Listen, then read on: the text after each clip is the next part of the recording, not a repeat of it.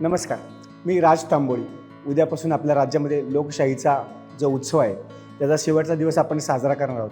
त्यामुळे सर्वच चांगल्या लोकांनी एकत्रित येऊन मतदान करावं अशी आपल्या सगळ्यांकडून मला वाटतं मी अपेक्षा करावी आणि आपल्याला देखील तीच अपेक्षित आहे की आपल्या देशासाठी, आपल्या राज्यासाठी आणि आपल्या शहरासाठी आपण चांगल्या प्रकाराने विकास करण्यासाठी चांगली लोकं या प्रक्रियेमध्ये यावीत यासाठी सर्वांनी आपण प्रयत्न करायला हवे.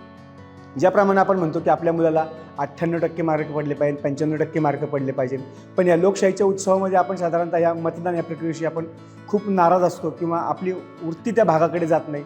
आपण आपल्या सवयीप्रमाणे नेहमी म्हणत असतो की याच्यामध्ये अवैधप्रमाणे दारू येते, पैसे वाटले जातात, काही अनैतिक कृत्य केली जात असतील मतदान मिळवण्यासाठी.